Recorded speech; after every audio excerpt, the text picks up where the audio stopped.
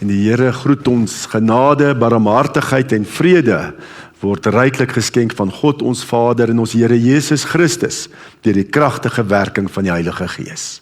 Amen. En as ons tot God nader, dan weet ons God is in die lig, en ek lees 1 Johannes 1 vanaf vers 5. God is in, wat daar staan ook, God is nou, dit is nou die boodskap wat ons by hom gehoor het en aan julle verkondig. God is lig en daar is geen duisternis in hom nie. As ons beweer dat ons aan hom deel het en ons lewe in die duisternis, lieg ons en handel ons nie volgens die waarheid nie. Maar as ons in die lig lewe, soos hy in die lig is, het ons met mekaar deel aan dieselfde gemeenskap en reinig die bloed van Jesus, sy seun ons ook van elke sonde. As ons beweer dat ons die sonde het nie, bedrieg ons onsself en is die waarheid nie in ons nie. Maar as ons sondes bely, hy is getrou en regverdig, hy vergewe ons sondes en reinig ons van alle ongeregtigheid. As ons beweer dat ons nie gesondig het nie, maak ons hom tot leienaar en is sy woord nie in ons nie. So elke sonde wat ons pleeg, is werke van die duisternis. En dit bring afstand en breek met God. En hoe raak ons ontslae van hierdie duisternis in ons lewens? Deur ons sonde te bely voor die Here. Deur dit na die Here toe te bring. En te erken en te bely, Here, ek het gesondig. Vat dit weg. En as jy jou sondes bely, dan sê die Here ook, hy is getrou en regverdig. Hy is getrou, hy vergewe ons sondes en reinig ons van alle ongeregtigheid. Want Jesus het daarvoor betaal. As jy vashou aan die kruis van jy bely jou sondes, dan vat die Here dit weg. Hemelse Vader, ons voel klein. Dankie dat U ons sondes vergewe het. Dankie dat ons waar ons nou gaan bid, skoon en rein vir U kan staan. Alles net uit genade. Here, ons kom buig voor U vanmôre, vir ons God, ons enigste ware God. Dankie Vader dat ons deur U woord meer van U kan leer. Dat U deur U woord ons leer hoe ons moet lewe. Here, wanneer U U woord vir ons oopbreek, kan ons nie anders as om verwondering voor U te staan nie. Dan weet ons en ervaar ons die werking van U Heilige Gees. U Gees wat ons leer en lei op U pad. U Gees wat ons bewus maak van U grootheid, U hart, U beloftes. Dan weet ons dat die beloftes vasstaan en dat U ja, ja is en U nee, nee. Here, ek wil vanmôre kom bid vir ons gemeente. Ek wil bid en vra dat ons as medegelowiges U weg, soos ons dit uit die woord leer, sal verstaan. Dat U elke woord vir ons sal oopbreek, elke stukkie die diepte daarvan. En ek wil bid dat ons kinderlik, opreg en gelowig uit U Vaderhand sal lewe. Here, ons het U nodig. Ons kan so maklik oppervlakkig net lees. Ek wil regtig kom vra, Here, dat U vir ons daardie dieptes, dit wat ons mis as ons dit net so uit onsself lees, dit sal oopbreek en sal gee en dat dit ons lewens sal bepaal. Dankie, Here, dat ons nou almal toe kan, na U toe kan kom en almal wat siek is aan U kan opdra. Ons sê dankie vir genesings wat daar was. Maar Here, daar steeds mense wat siek is. Ek dink byvoorbeeld aan ons vanmôre van Christian gehoor het met malaria het en baie siek is. Ek kom bid vir al Ilse Marie, vir Rihanna, vir vir die Gous familie. Here, daar's baie wat siek is wat ons nie eens van weet nie. En ek wil voor U kom staan vir elkeen van hulle. Ek wil vra, Here, dat hulle U nabyheid sal beleef terwyl hulle siek is, terwyl hulle pyn het, terwyl hulle bekommerd is oor hoe hulle voel en wat hulle bekeer. In Psalm 23 vers 4 leer ons dat daar donker, moeilike tye in ons lewens kan kom, maar U gee ons saam met dit sekerheid dat ons nie bang en bekommerd hoef te wees nie. U is in daardie moeilike tye ook met elkeen. Here, help U elkeen wat seer het om op te kyk na U en wees U hulle krag en hulle vrede. En so wil ek kom bid vanmôre, Here, vir die familie van Sandra Pinaar, hulle hele familie, waar Natasha ook nog in 'n hospitaal is.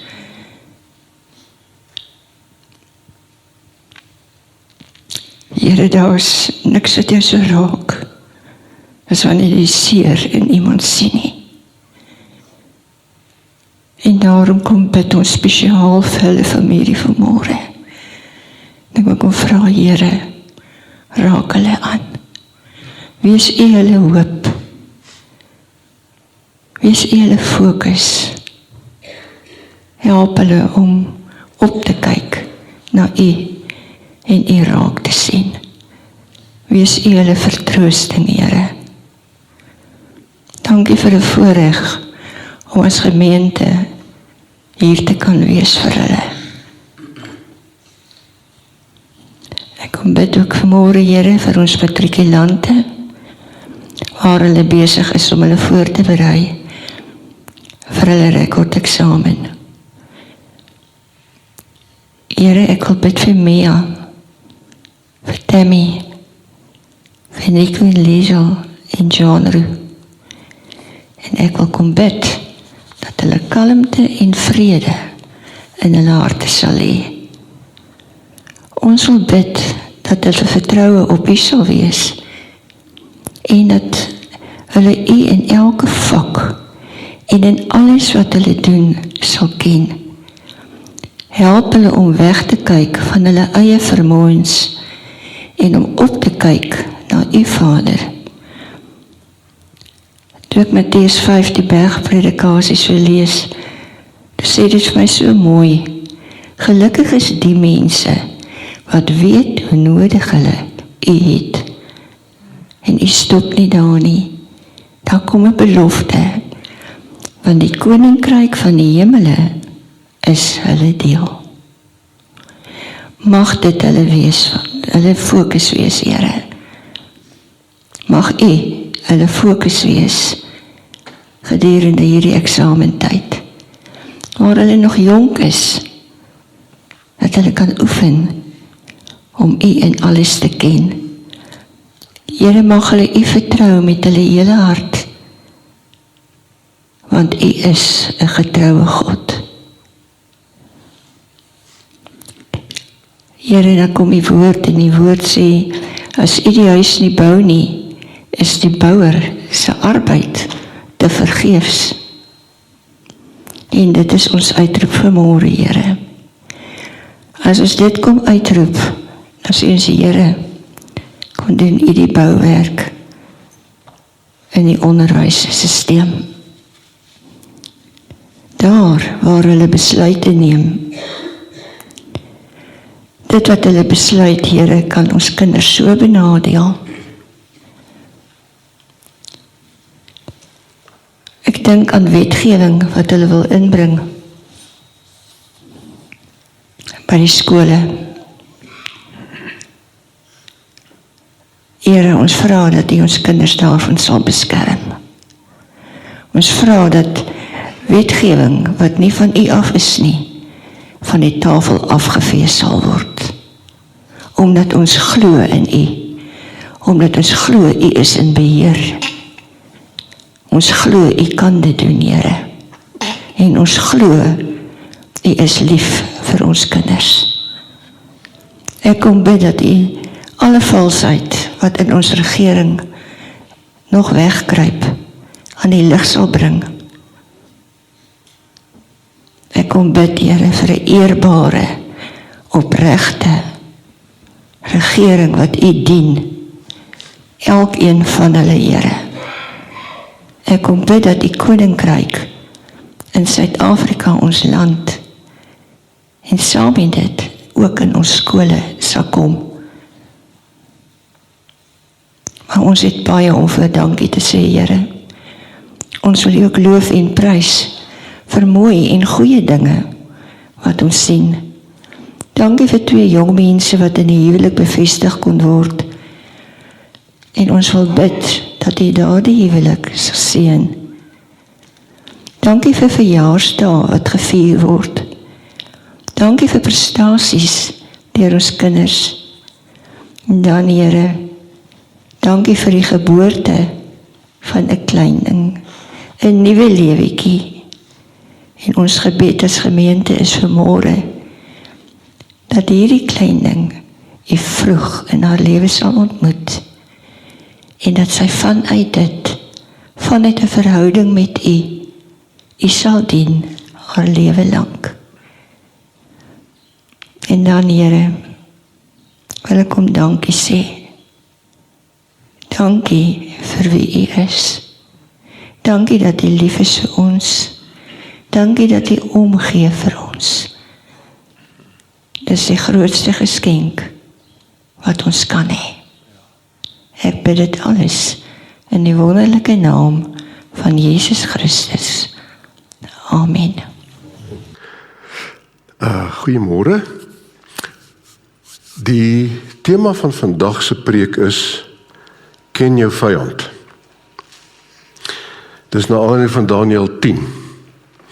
Ek het hierdie preek vir die eerste keer in Engels gehoor in 2022 by ons familiekonferensie by Port Shepstone.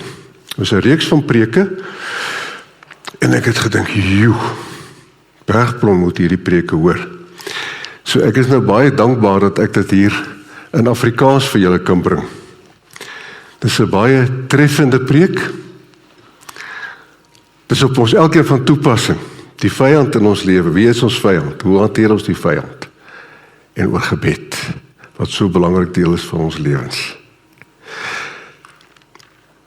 En die preek is effens lank, maar die stof is baie boeiend en ek hoop ek kan julle gedagtes vashou tot die einde toe. So ek gaan probeer dat ons nie langer as 10:30 hier hoef te wees nie, maar ek is baie opgewonde oor hierdie preek. Ek dink julle sal dit geniet. Al is dit nou oor 'n vyand en oor gebed, dis baie goed.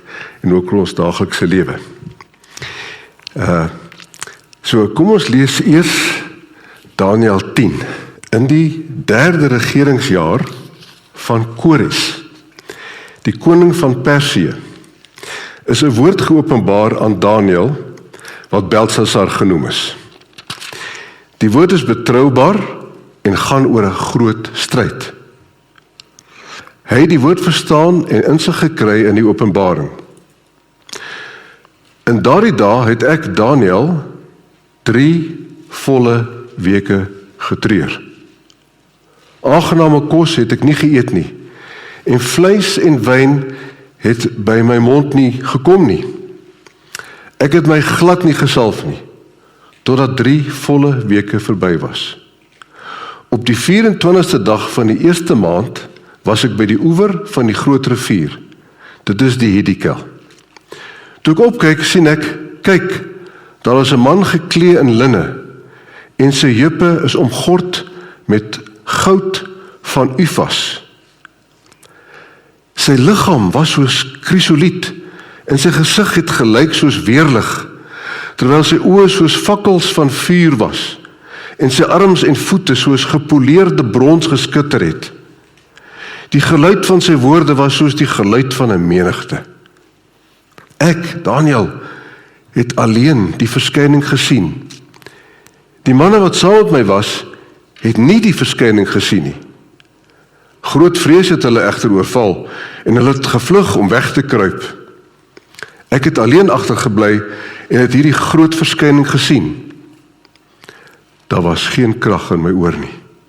En my gelaatskleur het verander na doodsbleek. Ek kon nie my kragte herwin nie. Ek het die geluid van sy woorde gehoor, en toe ek die geluid van sy woorde hoor, was ek in 'n beswyming, met my gesig teen die grond. Kyk, 'n hand het my aangeraak en my geskud, tot ek op my knieë en handpalms was. Toe sê hy vir my, Daniël, baie geliefde man, kry insig in die woorde wat ek met jou praat, en staan op jou plek, want ek is nou na jou gestuur. En terwyl hy hierdie woorde met my praat, het ek bewend opgestaan. Hy sê toe vir my, moenie bang wees nie, Daniël, want vanaf die eerste dag wat jy jou hart daarop gerig het, om insig te kry en jou voor God te verootmoedig, is jou woorde gehoor. En ek het gekom op grond van jou woorde. Maar die vors van die koninkryk van Persië het my 21 dae lank teengestaan. Maar kyk, Michael, een van die belangrikste vorste, het my te hulp gekom, en ek was oorbodig daar by die konings van Persië. Ek het toe gekom om jou insig te laat kry oor wat met jou volk sal gebeur aan die einde van die dae. Want die visioen geld weer vir die toekoms. Terwyl hy in die trant met my praat, het ek my gesig na die grond gerig en stom geword. Kyk, toe het een met dieselfde voorkoms as mensekinders my lippe aangeraak. Daarna het ek my mond oopgemaak, gepraat en vir hom wat voor my staan gesê, my Heer, as gevolg van die verskyning het 'n lamheid my oorweldig en ek kon nie my kragte herwin nie. Hoe kon hierdie dienskneg van my Heer dan met hierdie Heer van my praat? En ek, van nou af bly daar geen krag oor in my nie, geen asem is meer oor in my nie. Die een wat soos 'n mens gelyk het my weer aangeraak en my weer krag gegee. Hy het gesê, moenie bang wees nie, baie geliefde man, vrede vir jou, wees sterk, ja wees sterk. Terwyl hy met my praat, het ek my krag herwin en gesê, my Heer kan maar praat, want u het my versterk. Hy sê toe, weet jy waarom ek na jou toe gekom het? Ek moet weldra terugkeer om te veg teen die vors van Persië. En wanneer ek daar uitkom, kyk, dan kom die vors van Javan. Ek sal jou egter inlig oor wat opgeteken is in die geskrif van die waarheid. Daar is nie een wat my kragtadig ondersteun teen hierdie vorste nie, behalwe julle vors Michael. Ken jou vyand. Is 3 dele, ons gaan net eers oor hierdie gedeelte praat wat ek nou gelees het, en dan gaan ons kyk, so dis die toneel, en dan gaan ons kyk die vyand, en dan gaan ons kyk die stryd teen die vyand, gebed. Die kuns van oorlogvoering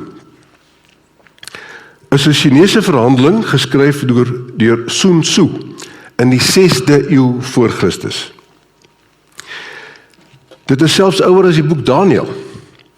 Dit is een van die oudste en mees suksesvolle boeke wat ooit oor militêre strategie geskryf is. Een van die bekendste beginsels in daardie boek wat jy moontlik al gehoor het is, indien jy jou vyande en jouself ken, kan jy 100 veldslae wen, sonder 'n enkele verlies. Dis die advies van Sun Tzu. Mens moet jou vyand ken. As jy nie jou vyand ken nie, sal jy nie weet teen wie jy moet veg nie, oor hoe jy teen die vyand moet veg nie. En dit is wat ek wil hê ons vanoggend moet oordink. Ek wil hê ons moet dink oor wie ons vyand in geestelike oorlogvoering is, sodat ons kan weet hoe om hierdie vyand te beveg. Goed, ons gaan nou eers kyk na die toneel wat ons nou hier gelees het, wat Daniël beskryf. Dan word ons vertel dat die visioen in die 3de jaar van koning Kores aan Daniël gegee is. Kores was die eerste van die Persiese keisers. Toe julle daai droom van wat Nebukadnesar gehad het, die Babyloniese ryk was die goue kop, en toe was daar die beeld van silwer, en dit is nou die Persiese ryk word deur daai silwer deel van die beeld verteenwoordig. En dit, Nebukadnesar se ryk het nou verbygegaan. Net soos Daniël in hoofstuk 2 voorspel het, en dis vervang met die volgende koninkryk, die silwer koninkryk van die Meders en die Perse. Die ram met die 2 horings van wat Daniël in hoofstuk 8 gesien het. Dis nou die 3de regeringsjaar van koning Kores, wanneer die visioen aan Daniël gegee word. In die 1ste jaar van koning Kores het die ballingskap in Babylon tot 'n einde gekom. Jeremia het geprofeteer dat die ballingskap 70 jaar sou duur. 200 jaar tevore het Jesaja al geprofeteer dat God as sy dienaar 'n man met die naam Kores sou oprig. Né? 200 jaar tevore het Jesaja al geprofeteer van hierdie koning Kores, sy naam word daar genoem. Ons het in 'n vorige boodskap bedink hoe merkwaardig en akkuraat hierdie profesie in die Bybel is. Jesaja noem Kores dan as die een wat 200 jaar later die Jode sou toelaat om van hulle ballingskap af terug te keer, en dit is die Kores. Ons lees daarvan in Jesaja 44 en 45. Goed, die ballingskap het tot 'n einde gekom, 70 jaar het verloop, en die Jode is toegelaat om na Jerusalem terug te keer en hulle geruïneerde tempel te herbou. Dit was in Kores se eerste jaar. Maar in die 3de jaar het dit gelyk of hulle 'n onoorkombare hindernis getref het. En dit word in Esra hoofstuk 4 vers 4 en 5 vertel. Ons het 'n beskrywing van wat in Kores se 3de jaar daar terug by Jerusalem besig was om te gebeur. Esra 4 vers 4. Die volk van die land wou toe die volk van Juda probeer ontmoedig en hulle afskrik om te bou. Hulle het ook dwars deur die bewindstyd van Kores, koning van Persië, tot in die regeringstyd van Darius, koning van Persië, raadgewers teen hulle gehuur om hulle planne te verydel. So dis wat op daardie moment terug in Jerusalem besig is om te gebeur. Die mense van die land, Israel was 70 jaar in Babylon, hè? Dat was nie in Israel nie. In daai tyd het ander mense daai plek oorgeneem. Nou kom hulle terug. En dinge is nie was soos dit 70 jaar terug was nie. Die mense van die land, die Samaritane en ander volke rondom Juda, hulle het saamgespan en allerlei vals verslae aan die Perse oor wat die Jode besig is om te doen, gestuur na Kores, nou dat die Jode in Jerusalem terug is. Hulle praat sleg oor die Jode. Volgens geskiedenisboeke was Kores in sy 3de jaar weg op 'n veldtog. Sy seun Kambises het vir hom ingestaan. Hy het as regerder opgetree en het die troon opgepas terwyl sy pa Kores weg was op sy veldtog. En miskien verduidelik dit waarom 'n verordening van die konings van Persië die werk vir die herbou van Jerusalem tot stilstand bring. Dit is dan wat besig is om te gebeur daar terug by die huis in Jerusalem, honderde en honderde myle van Daniël af. Die werk het tot stilstand gekom en Daniël verneem van hierdie teenstand van die Samaritane en hy verneem van die besluit van die koning om dit af te dwing dat die werk vir die herbouing van Jerusalem stop. En Daniël reageer deur 3 weke lank te vas en te bid. Dink daaraan, terwyl hy nou 'n ou man is, 'n baie ou man in sy 80's, en alhoewel het oor 'n situasie gaan wat honderde myle weg is hy diep besorgd daaroor. En hy vas en hy bid baie ernstig. Vers 2 lees ons, in daardie dae het ek Daniël 3 volle weke getreur. Aangename kos het ek nie geëet nie, en vleis en wyn het by my mond nie gekom nie. Ook het ek my glad nie gesalf nie, totdat 3 volle weke verby was. Hy bid ernstig en vurig oor hierdie toestand, hierdie krisis daar terug in Jerusalem. Dis 'n wonderlike voorbeeld, ons hoor dikwels van prayer warriors. In Afrikaans, ek het dit maar vertaal as 'n gebedssoldaat. Dis 'n wonderlike voorbeeld van 'n gebedssoldaat. En Daniël is van besondere belang vir ons, omdat dit vir ons wys wat in die geestelike ryk gebeur het toe Daniël gebid het. En dit wys vir ons wat in die geestelike ryk of dimensie gebeur wanneer jy en ek bid. Na 3 weke van ernstige gebed ontvang Daniël 'n antwoord. 'n Hemelse besoeker verskyn aan hom terwyl hy langs die Tigrisrivier staan. Hy word in verse 5 en 6 in die mees asemrowende terme beskryf. Sy wese is verblindend skitterend en glorieryk. En Daniël span homself tot by die grense van sy taal en woordeskat om hierdie glorieryke figuur uit te min woorde om te beskryf wat hy sien. Hy plunder by wyse van spreke die hele woordeskat van edelmetale en edelstene en elemente in die natuur om hierdie persoon te beskryf. Alles omtrent hierdie man vertoon sy mag en sy skoonheid en sy majesteit en sy glorie. Die vraag is, wie is hierdie man? Sy identiteit word nie aan ons bekend gemaak nie. Is dit 'n engel wat aan Daniël verskyn? Dit was mos die engel Gabriël wat in Daniël se visioene in hoofstukke 8 en 9 verskyn het. Ons kyk vir 'n oomblik terug na Daniël 8 vers 17. Want hier vind ons Daniël se reaksie toe Gabriël aan hom verskyn. In vers 16 lees ons van die stem wat van die hemel afkom en wat aan Gabriël opdrag gegee het dat hy aan Daniël die visioen moet laat verstaan. En toe het Gabriël naby die plek gekom waar Daniël gestaan het toe hy gekom het, was Daniël bevrees en het op sy gesig geval. Hy het vir Daniël gesê, jy moet verstaan mensekind, dat die visioen geld vir die tyd van die einde. Terwyl hy met my praat, was ek in 'n beswyming, met my gesig teen die grond, maar hy het my aangeraak en my weer laat staan. Dit is hoe Daniël reageer op die verskyning van Gabriël in hoofstuk 8. Maar sy reaksie op die verskyning van hierdie persoon in hoofstuk 10 is baie meer heftig en onstuimig.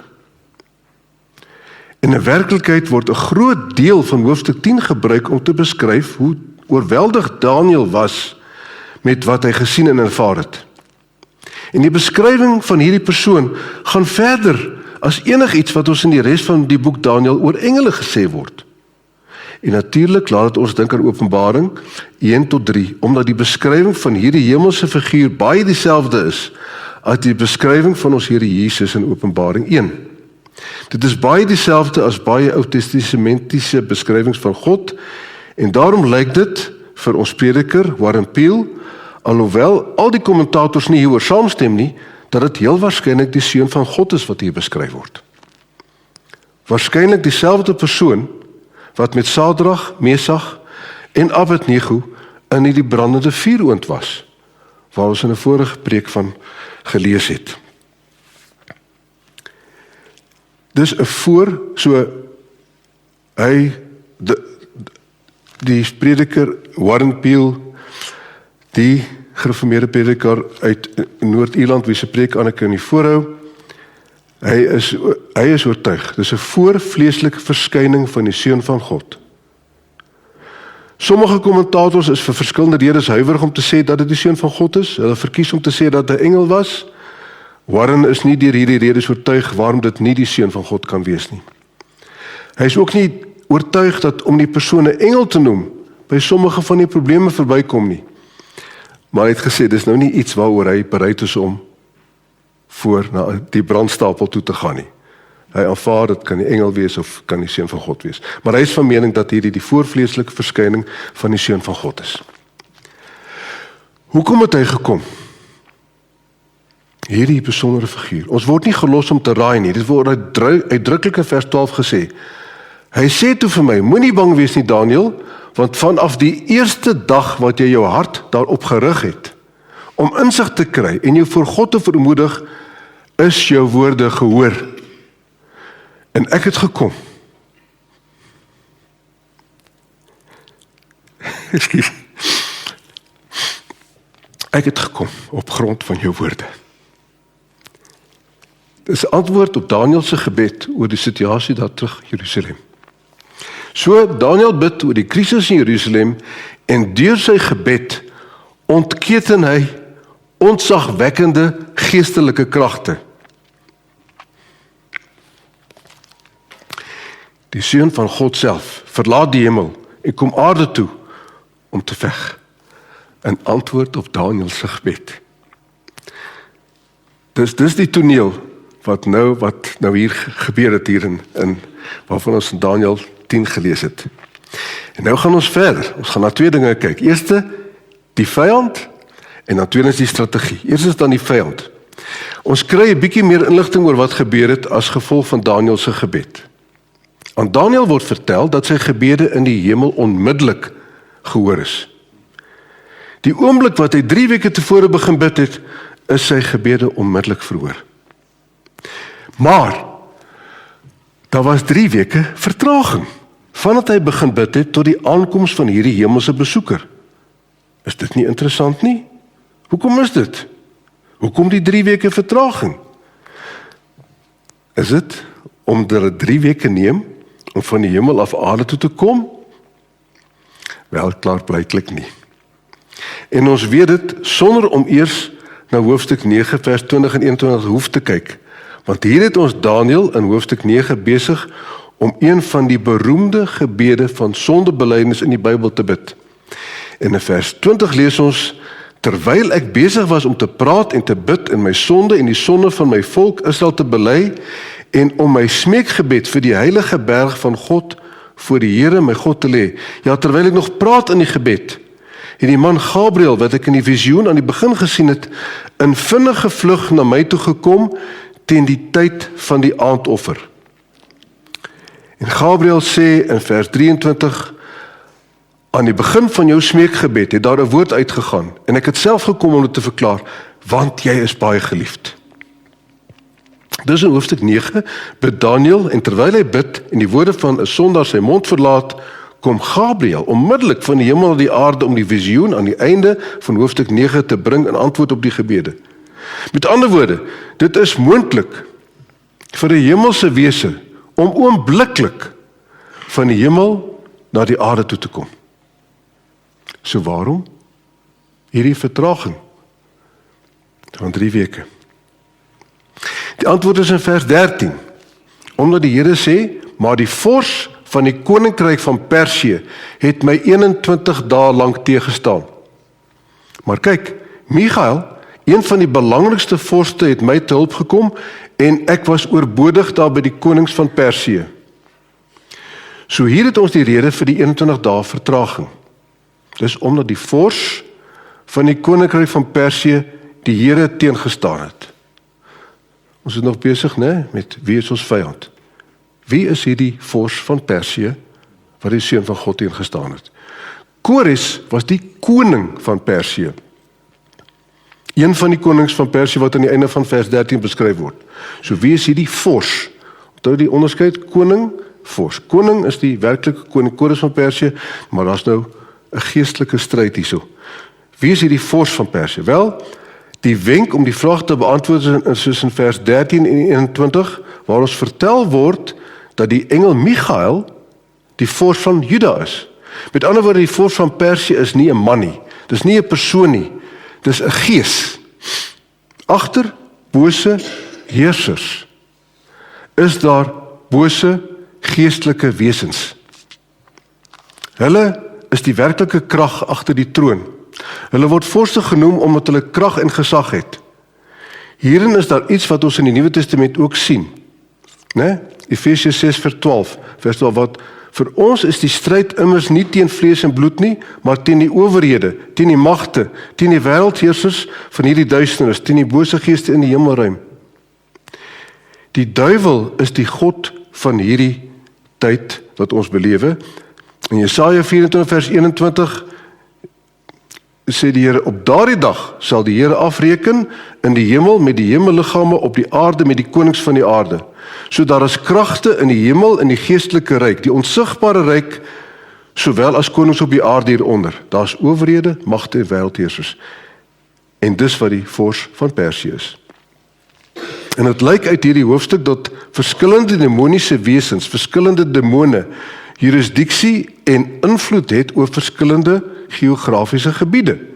So is daar die vors van Persië in vers 13, dan word daar gepraat van die vors van Griekenland in vers 20, en so het ons gesien is daar die vors van Juda, Micha. So hopelik kan jy die volgorde van gebeure hier duidelik sien. Daniël hoor dat die Samaritane die koning van Persië oortuig het. Ek lees te vinnig. Daniël hoor dat die Samaritane die koning van Persië oortuig het om 'n verordening uit te vaardig om die bou van die tempel Jerusalem te keer. So Daniël bid dan vir 3 weke dat God die hart van die Persiese koning sal verander en toelaat dat die werk kan aangaan. Die oomblik wat Daniël begin te bid, op daardie oomblik, net soos in hoofstuk 9, verlaat die seun van God onmiddellik die hemel en gaan om die hart van koning van Persië te verander. Hy gaan om Daniël se gebed te antwoord. Maar om die hart van die koning van Persië te verander, vat 3 weke. Omdat hy deur die vors van Persië teengestaan word. Die demoon wat invloed en krag het oor die Persiese ryk. Die engel Michael kom toe om te help en uiteindelik oorwin die seun van God. Nou is ek redelik seker dat daar 'n paar vrae by julle ontstaan het. Hoe kan die seun van God vir 21 dae teengestaan word? Dit sal in die volgende preek beantwoord word.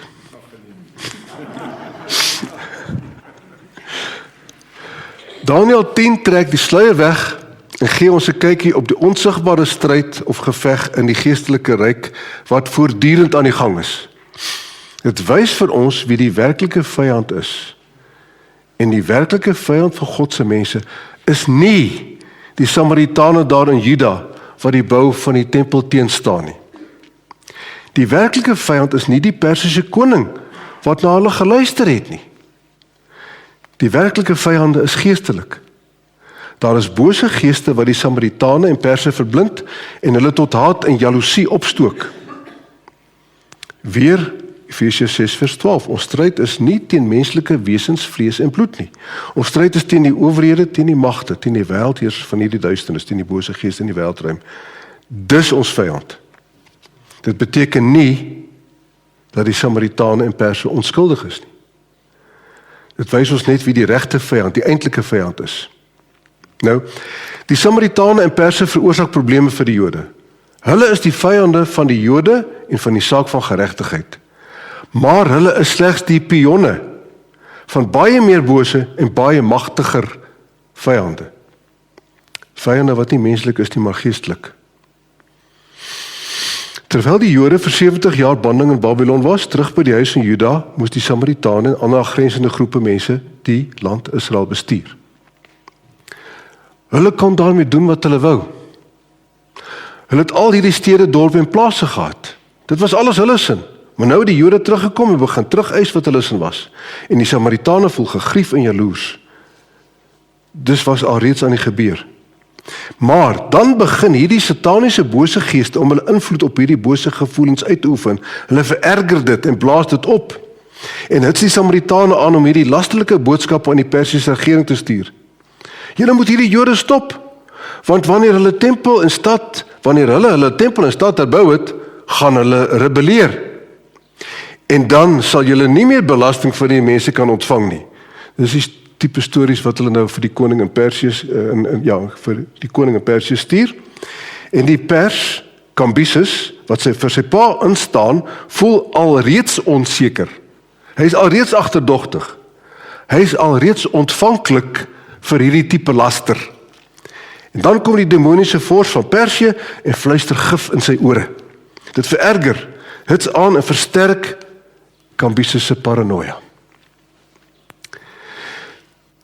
Die van julle wat bekend is met die verhaal van Lord of the Rings, die vors van Persië is soos die veragtelike raadgewer van koning Phaidon, Grima Wormtongue. Wat 'n naam. Grima Wormtongue in Lord of the Rings. En indien jy die boek gelees of die film gesien het, weet jy dat Grima Wormtongue langs die troon van koning Phaidon of Fadan skuil. koning Phaidon is 'n goeie man. Hy's 'n goeie koning, maar hy's in die mag van hierdie veragtelike raadgewer Grema Wormtongue. En hy skink hierdie gif in die koning se ore. En hy beheer die koning se besluite met sy woorde. En eintlik, hierdie is 'n spoiler alert. Ek het dit vertaal as 'n bederf waarskuwing. Indien jy die film nog nie gesien het of die boek gelees het nie, maak jy ore toe.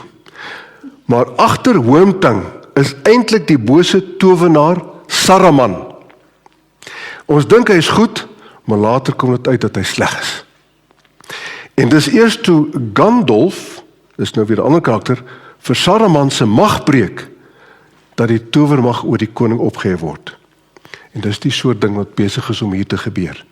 Die Persiese koning is alreeds ontvanklik vir wat die Samaritane besig is om te sê. Hy word beïnvloed. Sy paranoia word gebruik deur die demoniese vors van Persië. Wel, dit is baie interessant, is dit nie? Wat het dit met ons te doen? Samaritane en Perse en konings en vorste, dit het alles met ons te doen. Dit kan nie meer prakties en belangriks vir ons wees nie, omdat dit ons vertel dat ons werklike vyande uiteindelik nie vervolge regerings is nie. Ons vyande is nie die militante LGBTQI+ lobby nie. Ons vyande is nie die onverdraagsame ateïste en antagonistiese onderwysers en treiterende werk- en klasmaats nie. Hulle is nie jou vyand nie. Agter hulle almal is geestelike vyande wat menslike vyande inspireer en uitdaag en vererger en aanhits teen die koninkryk van God. Ons sien presies dieselfde ding gebeur as wat hier in Daniël 10 gebeur. Hierdie ongelowiges wat ons elke dag mee te doen kry, hulle verag gelowiges alreeds. Hulle voel alreeds veroordeel deur jou woorde en jou leefstyl. Hulle is alreeds God se vyande. Maar daar is 'n geestelike dinamiek aan die werk hier. Daar is 'n geestelike dimensie wat die gevoelens aanhits wat hulle alreeds het.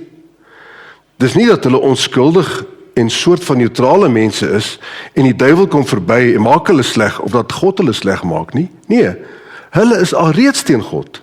Maar die duiwel en sy magte hits hier die alreeds bestaande gevoelens van vyandskap meer en meer aan. Want ons stryd is nie teen vlees en bloed nie. Ons stryd is teen die owerhede, teen die magte, die wêreldheersers van hierdie duisternis, teen die bose geeste in die wêreldruim. Daar is 'n onsigbare konflik agter al hierdie sigbare konflikte. Ken jou vyand. Goed, dan kom ons tweedens en laastens by die strategie. Hoekom is dit so lewensbelangrik dat jy jou vyand ken? Omdat dit jou strategie sal beïnvloed. Dit sal die geveg en hoe jy veg dikteer. Indien jy dink dat die regte vyand menslike wesens is, dan sal die wapens waarmee jy veg suiwer aards of wêrelds wees. Dit sal menslike wapens en strategieë wees. En dis presies wat ons sien wat die liberales doen, is dit nie? Ons sal fokus op politieke lobbies en debatte en argumente en onderwys en aktivisme en genadebedienings en wetgewing.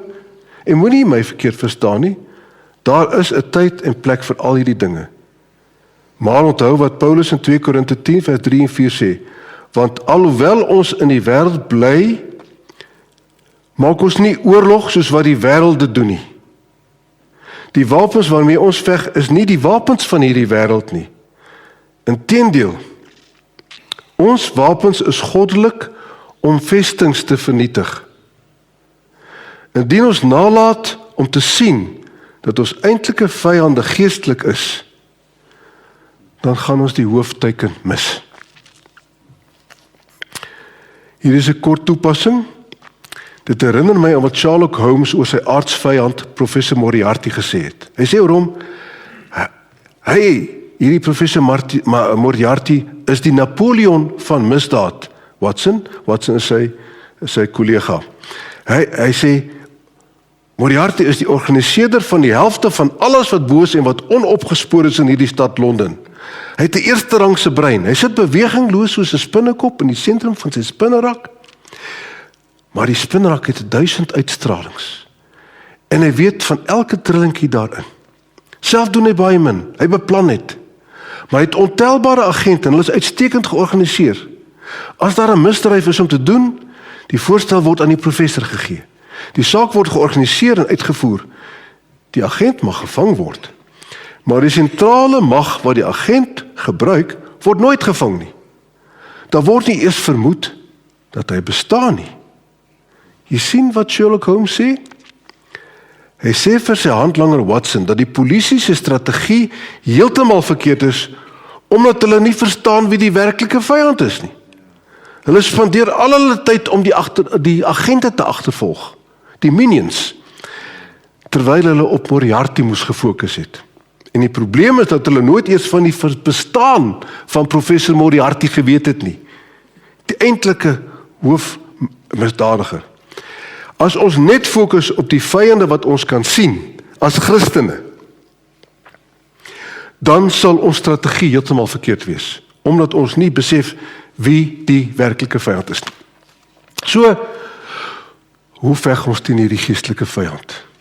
En hierdie antwoord behoort aan almal vir ons heel duidelik en bekend te wees. Ons bid. En ons bid. En ons bid.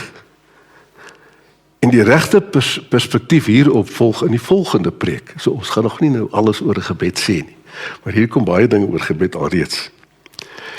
Dit gee vir ons die regte perspektief op die wêreldgeskiedenis en op sake van die dag.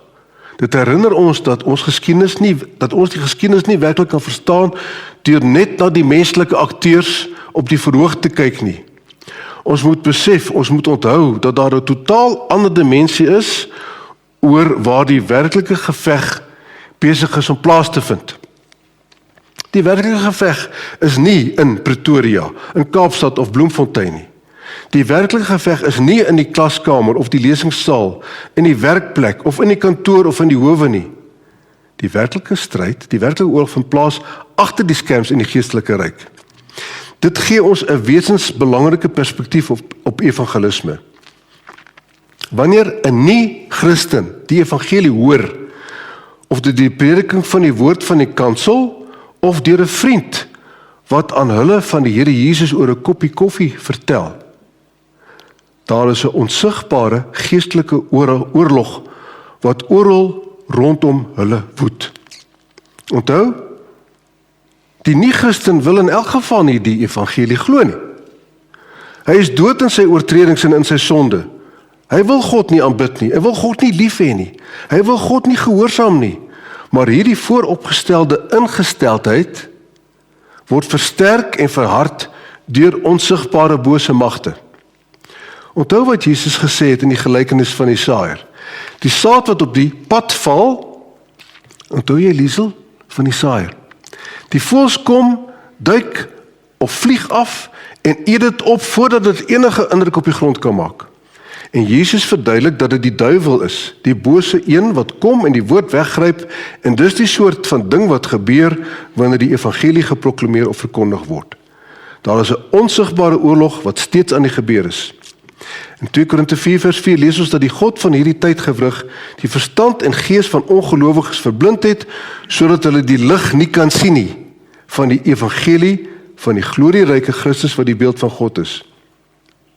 Jy sien, die probleem is nie dat jou ongelowige vriend te dom is om die evangelie te verstaan nie. Dit is nie dat daar onvoldoende getuienis is dat God werklik is nie. Daar is demoniese kragte wat aan die werk is. Daar is demoniese wesens wat in jou vriend se ore fluister, hulle oë met hulle hande bedek en alles binne hulle aansienlike krag doen om te keer dat jou ongelowige Christen vriend die waarheid raak sien. Johannes sê in 1 Johannes 5 vers 19 'n werklike kil, verskriklike stelling, die hele wêreld is in die mag van die bose. Soos 'n klein babatjie Die hele wêreld is net versorg en aan die slaap gewieg deur die bose, en die bose hou hulle in hierdie onkunde.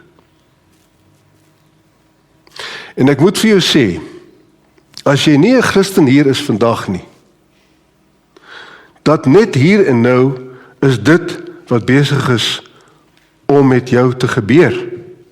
Terwyl die woord van God hier gepreek en aan jou verduidelik word in hierdie kerk, is 'n werklike geestelike geveg besig om reg rondom ons in hierdie kerk te woed.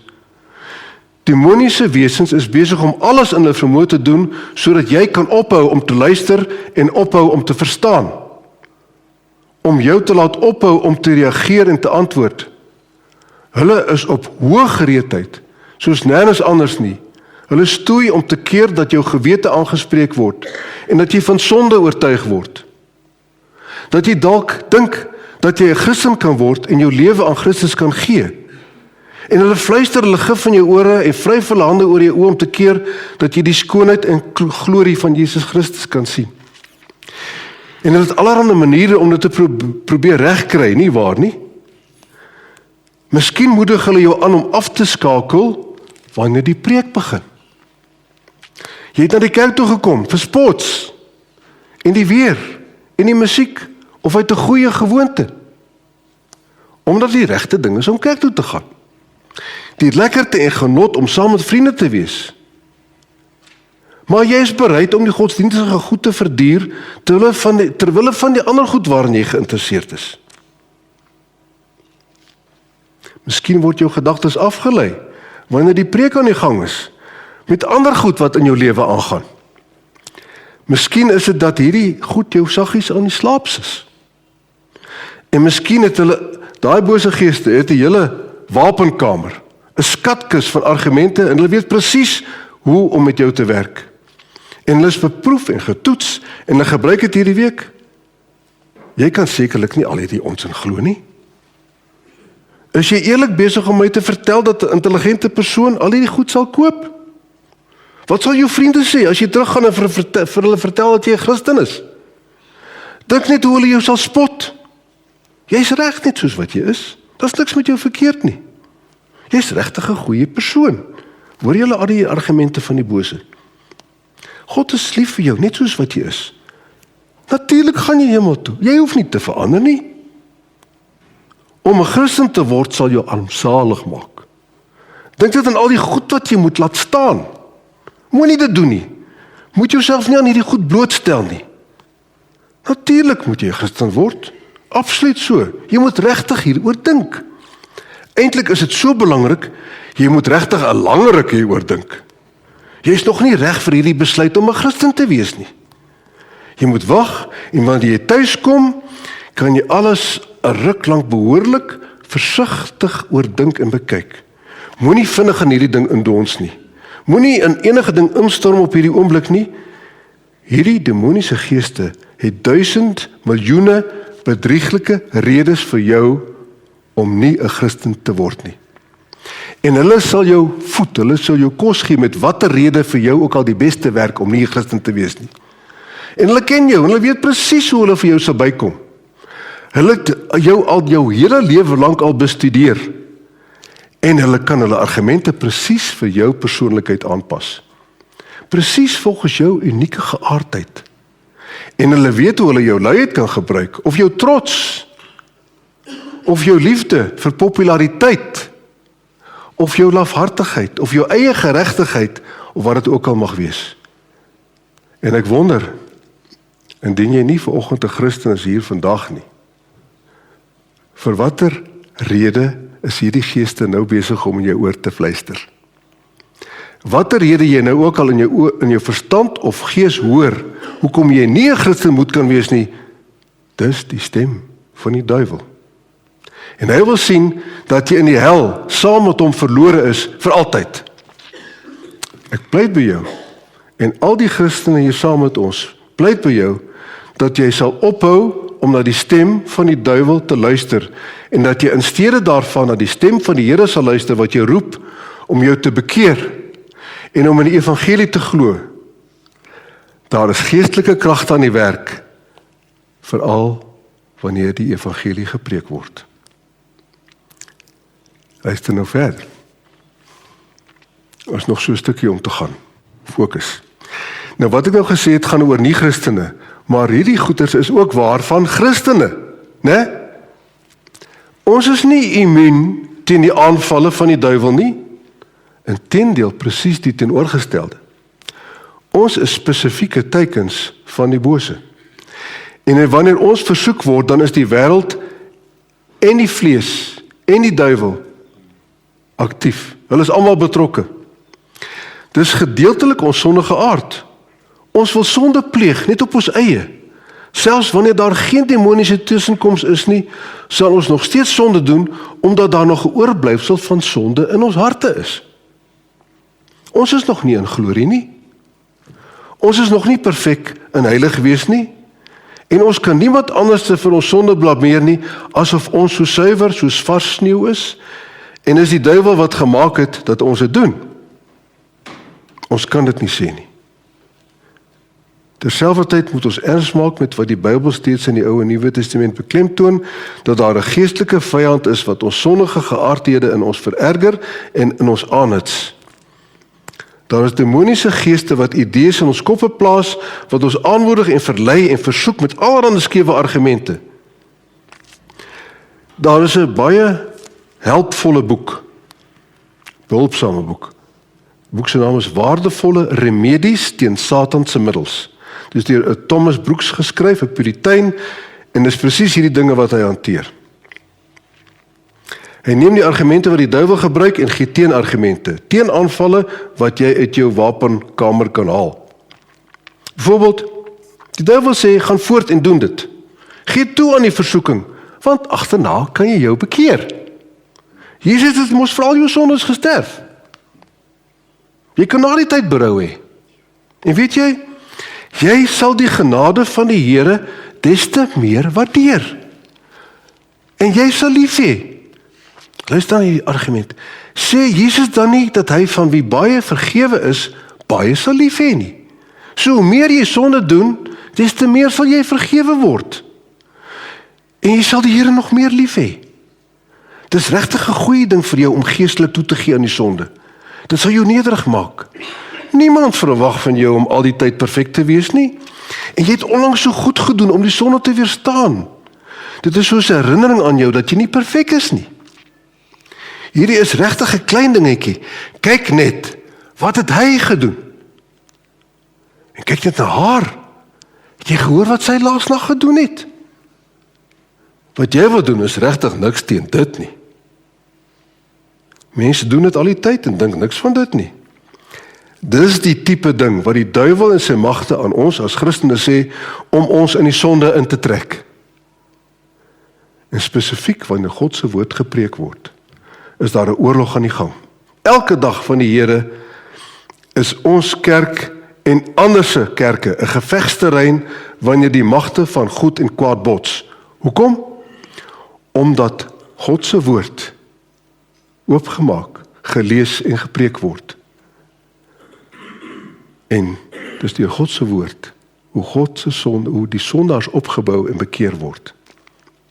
So die prediking van God se woord en die openbare aanbidding van God is 'n spesiale fokuspunt van die duiwel se aanval. Een van die duiwel se topprioriteite is om Christene te kry om nie meer na die preek te luister nie. Om te keer dat jy weer kerk toe kom en jou te laat ophou bid. Elke getroue kerk is in die frontlinie van hierdie oorlog. Dit is hoekom ons dit so swaar vind om op die prediking van die woord te konsentreer. Dis nie net die gebreke van die prediker nie, alhoewel daar baie van dit is. Daar is geestelike kragte aan die werk.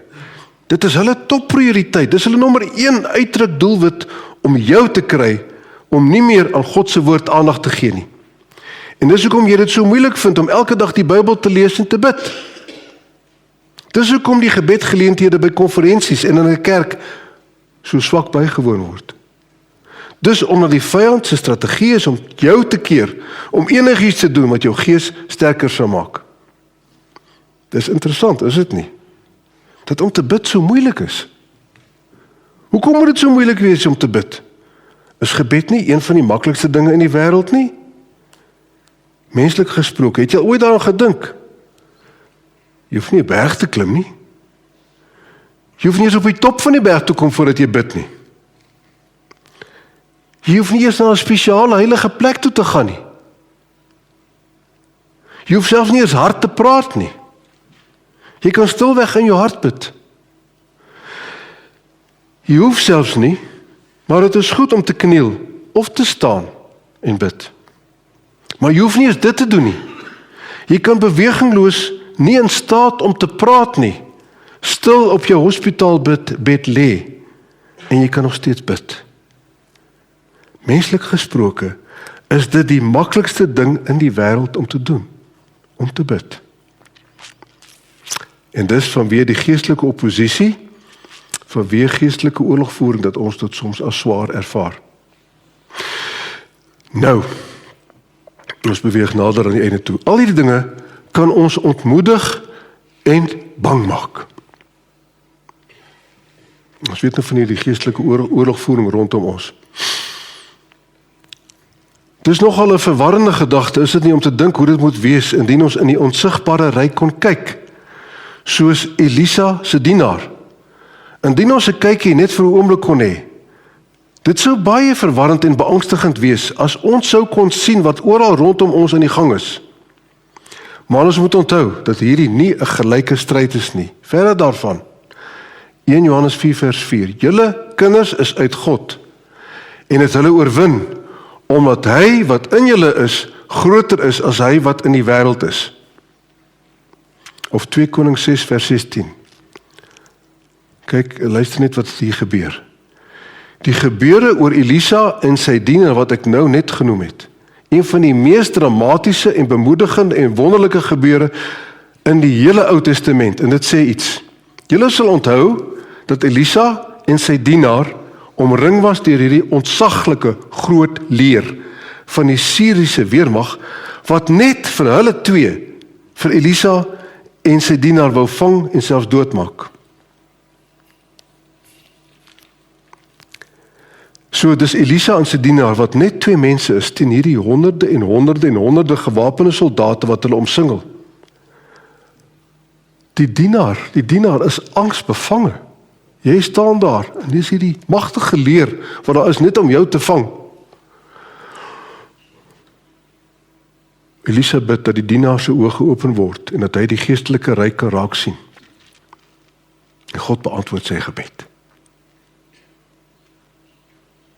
En die dienaar sien nie net die Syriërs wat met hulle klein spiese en swaarde nie, maar hy sien die engele van God, hierdie ontzagwekkende, vurige, vlammende vegters met hulle waans van vuur en hulle swaarde van vlammende vuur reg rondom hulle. En skielik is die Syriërs glad nie meer so beangstigend nie.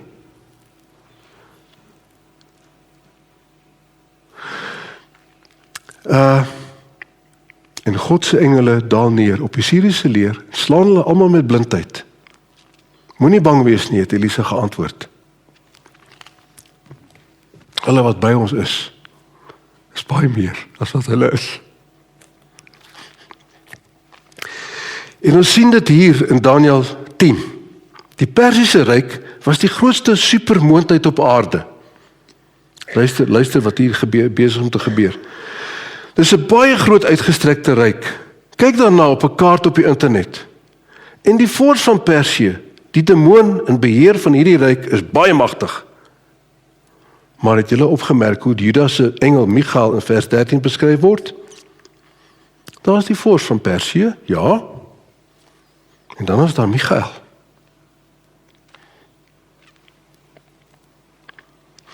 Hy is een van die hoofvorste. Een van die sterkste geestelike magte is besig om vir Juda te veg. En wat is Juda vergeleke met Persië? Juda is hierdie klein, onbelangrike klein lappie aarde. Dit was nooit groot nie, maar sedert die ballingskap en die verdeling van die koninkryk het dit kleiner en kleiner geword. Dis hierdie klein dooitjie wat omring is deur hierdie oneindige groot ryk met al sy baie nasies. Menslik gesproke is Juda niks. Maar dit het 'n geestelike krag totaal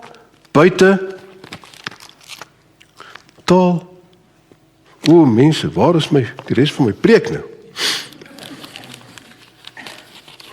Nou gaan ek op my geheue werk. My bladsy het weggeraak. O mense. Dit kan nie wees nie. In elk geval, goed.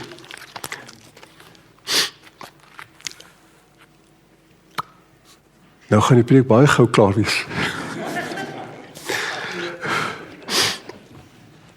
Daar's hierdie Juda as totaal is eintlik onbelangrik polities gesproke. En jy sien nou hierdie klein landjie, jy sien wat besig om te gebeur. En wat is die menslike verskyninge wat jy daar sien? Wat is besig om te gebeur? Daniel is 'n ou man. Hy is in die 80. Jy kan nou dink, die mense van Juda sê, of hulle sê, het julle al ons, hulle sê vir die Persiese koning, vir die strydmagte daarso, hulle sê, het julle ons geheime wapen gesien? Hierdie ou gebore man, wat in sy kamer stil besig is om te bid, hy mompel. Mense kan skaars hoor wat hy sê. Dis ons geheime wapen. En die Persiese ryk, as hulle van dit hoor, sê, is julle mal? Is dit julle geheime wapen? Ja, en daai wapen is sterker as die hele Persiese ryk. Want hierdie gebed het die magtigste kragte ontketen wat enige mens aan kan dink. So, wanneer ons bid tot die Here, dan hoor hy ons gebed. As ons nie mag, of ons nie krag het of kans sien vir 'n ding nie, die Here weet, en hy is daar, en hy hou ons vas en hy beskerm ons met sy liefde en sy krag. En daarop kan ons altyd bou. So ons vyand, ter opsomming, ons vyand is geestelik. Ons benodig geestelike wapens om teen hom te veg.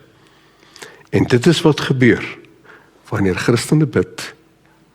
Ons bring God se krag, die krag van heilige engele, in konflik met die magte van die bose. Jy moet jou vyand ken, sodat jy kan weet hoe om teen hom te veg. Amen. Ons Vader in die hemel, ons dankie. Ons dankie vir die liefde in die woord, wat ons bemoedig en bekragtig, en vir die gawe van gebed, dat ons voor u kan staan en kniel, en ons weet hoe afhanklik ons van u is, maar ons weet, ons koning is 'n magtige koning, magtiger as al die magte van die bose, en dit is vir ons so 'n groot troos. Amen. Ja, en die Heer van die Here wil jou seën as jy uitgaan, en weet ook, God gaan saam met jou, in enige tyd. Kan sê tot hom bid. Dis waar ons oorwinning lê, is wanneer ons God se aanroep. Ontvang die seën van die Here, die genade van ons Here Jesus Christus, en die liefde van God die Vader, en die gemeenskap van die Heilige Gees, sal by ons elkeen wees en bly. Amen.